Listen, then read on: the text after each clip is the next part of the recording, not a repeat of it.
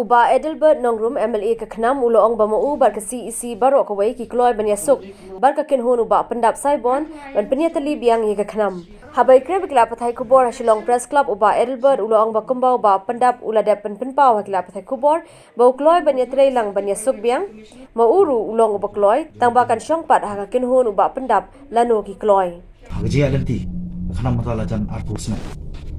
ngim par simala on pois kathong amar sipun ba ki internal dispute madu ba por bang khai ka Khnam hadu mata ti nginget scam bro ba kani kan long ko pasai kadar ki pai ba bar kumju ki parlok ki jongi ki bala yalam teng ki Khnam ki por menswa di ba pendap bar ki baida bat ni simru ni kabu ani ko por ban bagen mau ya ka arpu fratrik u bunai bralet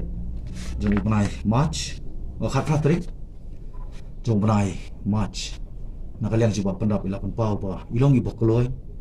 ban banyak keren iasuk lara mga kumba Adelbert mo bar ka tim go jong ilong iba Kloi tekni gede ka khubor ko basmutunat ba nakaliang jong il namba ka press media ni phari khubor bangir ni sutunat ni sukumen kata di kathong ko ba ka kantien ko ong ba suki ba pinesuk na bangin yo ban poi pat sa kathong ko ba lapan khai ka Khnam nari kopor kaba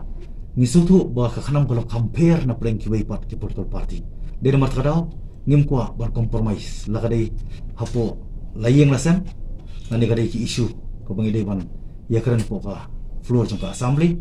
nani hanon ki panta Hashwa jogani ikong gardenia shalam nong side an ilai thu baki election commission jogari India ladep pynpaw bo president ke Khnam ude ba Adelbert hindre ka pathai ka kynhun uba pyndap iasuk hi hapo ka party lani ban ujor chiyeng bishar uba pyndap ula ujor sa Meghalaya high court baraba ka high court kala panjingmut na election commission nakliang ka commission kala ai ka jubab kata iasuk lani pen be hapo ka party lani ban ra be khamar ke yeng bishar. As of right now, the status along the Election Commission of India on record, they have a record of Election Commission of India. Iba Adelbert ide president juga Khnam kan. Wah, they minta kalau kuni iba pendap pada it seems long, so you have to complain. The Election Commission of India ko on dan gini ki internal disputes jomti to solve amicably both parties. Lani lecaka competent court of law dai. Te ilalet ilet pada syaka high court. Nai ilet syaka high court pada kala iula ka high court lu kala pan jubab na ke election commission of India.